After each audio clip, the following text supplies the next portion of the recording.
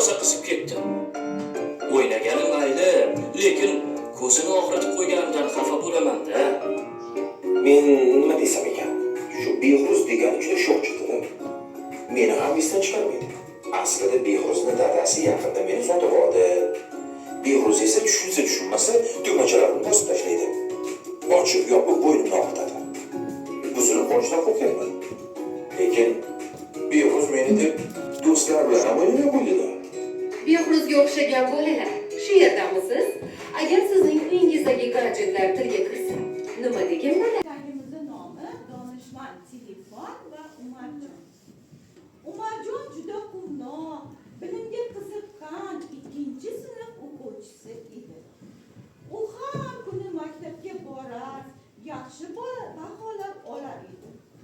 Ammo bir kuni unga yangi telefon sovg'a qilishdi.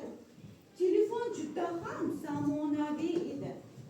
O'yinlari ko'p, videolari rang-barang, interneti tez edi. Voy, qanday zo'r telefon!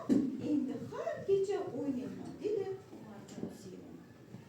Dastlab Umarjon telefon orqali dars ham tayyorlar, darsga oid videolar tomosha qilardi. Ammo oradan bir hafta o'tdi, u kechalari uxlay olmaydigan, ertalab esa maktabga kechikadigan bo'ldi. Uy vazifalarini unutdi, ko'zlari juda yam charchab qoldi. Bir kuni u uyqudan turib, ko'zlarini uqalab telefonini qo'liga oldi. Shu payti telefonning ekrani yaltirab ketdi-da, uning ichidan ovoz chiqdi. Salom Umarjon, men Donishmand Telefon bo'laman. Senga yordam bermoqchiman. Umarjon hamda hayron bo'ldi. Sen gapiryapsanmi? Ha, men faqat foydali ishlarga yordam beraman.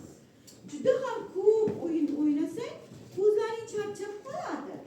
Qani kel, ikkalamiz birgalikda rejaga amal qilamiz, dedi. Telefon Umarjonga reja tuzib berdi. Mana uning rejasi bolajonim. Bir kunda 1 soatdan ko'p telefon o'ynamaslik. Har 30 daqiqada ko'zlarga dam berish. Uy vazifasini telefonda emas, daftarda yozib tayyorlash. Har kuni kamida 1 soat ochiq havoda sayr qilish ekan. U yana darslarda faol bo'ldi. Yaxshi baholar oldi.